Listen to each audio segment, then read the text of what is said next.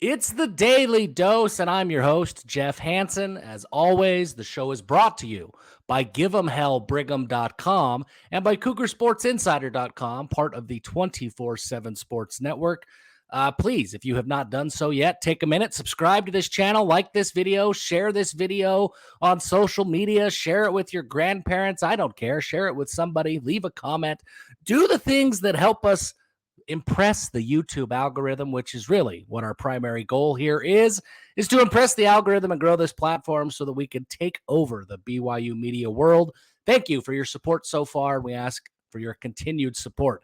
Today, we continue our conversation from yesterday, talking about each BYU position group and how Athlon Sports stacks up BYU with the rest of the Big 12 Conference. In our last video, we highlighted each offensive position group. Today, switching sides of the ball, and we're going to focus in on the defense.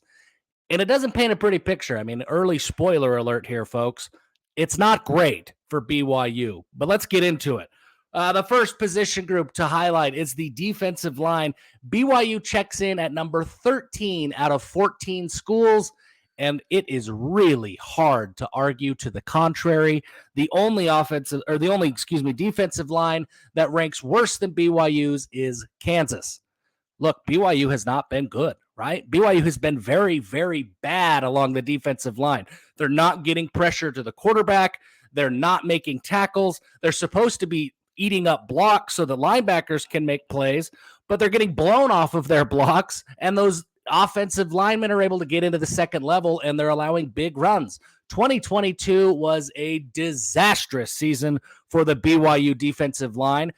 So I think Athlon's got it right. And I don't want to see the state of Kansas's defensive line if somehow they are worse than BYU.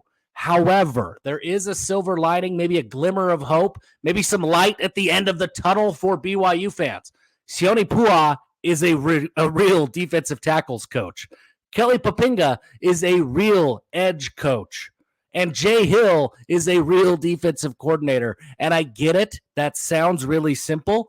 And that almost sounds like I am throwing the old coaching staff under the bus and maybe putting too much blame on them.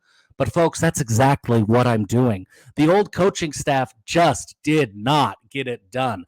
The defensive tackles did not get enough coaching. Elisa Tuiaki, who was struggling to coordinate his defense as a whole, he was not able to give enough time to the defensive tackles. The defensive tackles' performance as a result was terrible.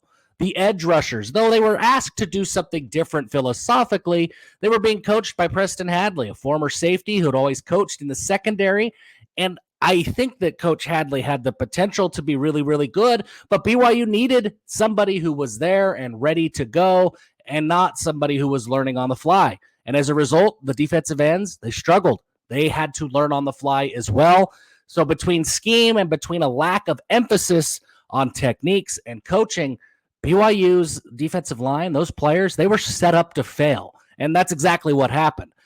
Going forward, BYU has legitimate coaches with a proven track record at the Power 5 level, and I think that will be a huge benefit with the same players. Look, I don't think that this group is talented enough from top to bottom to make a case that they should be even in the top half. They need more talent. They need more depth, but I do think that with coaching, this group is talented enough to be significantly better than they were a year ago. So that's a little bit of a silver lining, even if it's still a long ways off from the ultimate goal. Okay, moving on. Linebackers. BYU checks in at number 9 in the Big 12 Conference, according to Athlon Sports. And that's probably fair. Look, BYU's got 3 really, really good linebackers at the top. Ben Bywater, AJ Vongphachon, and Max Tooley. You feel really good about them. They've got a 4th in Chaz Ayu that you feel really good about. You actually feel great about Chaz Ayu if he's healthy. He struggled to be healthy for 2 years. So right now, it's tough to know what you can count on from Chaz Ayu. If he is able to be on the field, he's absolutely a difference maker for BYU. But 2 years of injuries, it's really tough to assume that he will be on the field. You almost have to assume the opposite, given where he's been, unfortunately, over the last couple of years. Behind those 4, it's a whole lot of question marks for BYU.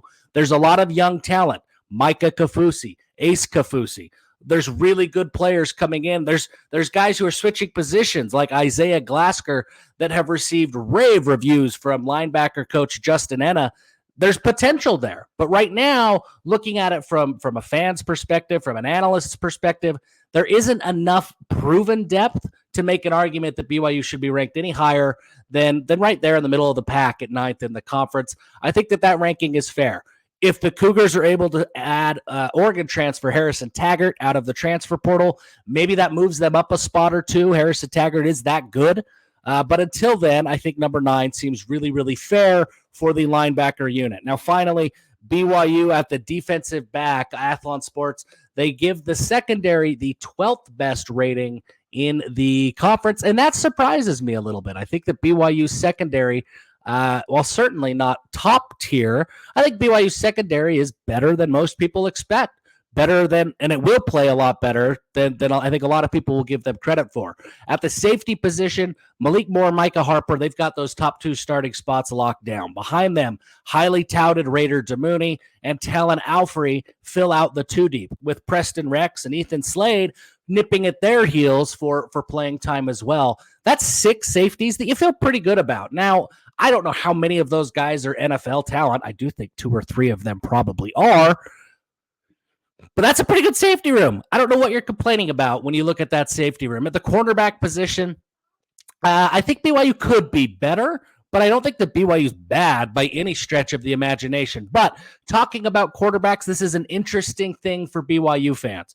BYU fans, we know we've always struggled with the cornerback position. Up until the last 4 or 5 years, it seems like BYU fans were always one injury away from cornerbacks just like completely falling off the roster, and you're having to stick linebackers out there to play against the wide receivers because the cornerback depth just hasn't been there. So when BYU fans talk about the cornerback depth, they've always looked at it with a different scale. There's the scale that everybody's on, and then there's the BYU cornerback scale.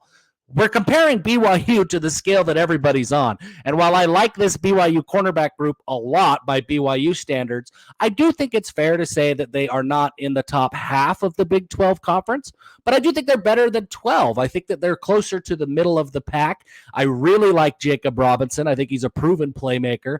I really like Eddie Heckard coming up, and I especially like Eddie Heckard with the addition of Camden Garrett. So Eddie Heckard can hopefully move inside and play nickelback, where he has the ability to be an NFL guy. He's that talented. He can play outside, but he's born to play nickel at the NFL level. That top level of cornerbacks, I think, is really solid. Behind them, Jaden Dunlap is a guy that nobody's really talking about. The Cerritos College, junior college transfer, I think is going to make a strong push for starting time. He's very, very good, even if we're not talking about him a whole lot.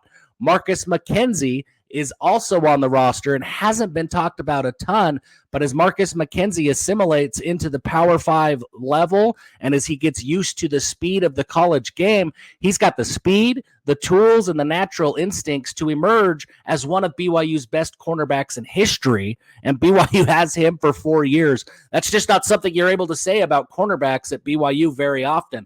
Really high on Marcus McKenzie, and I think that he's got the potential to be great. So that's 5 guys. You're hoping somebody else steps up. You're hoping a Maury Bamba steps up. You're hoping a Zion Allen steps up or an Evan Johnson. There's guys who are there that need to take that next step, but you just don't know who it is. But with 5, you feel pretty okay.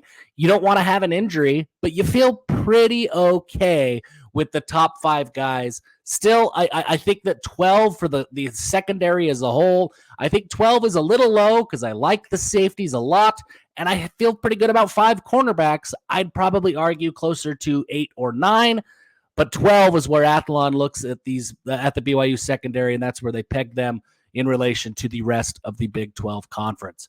Thank you again for tuning in and taking a little bit of time out of your day to spend with us here at the Daily Dose. If you haven't done so yet, please just hit that subscribe button and help us out a ton. Thank you so much. And until next time, give them hell.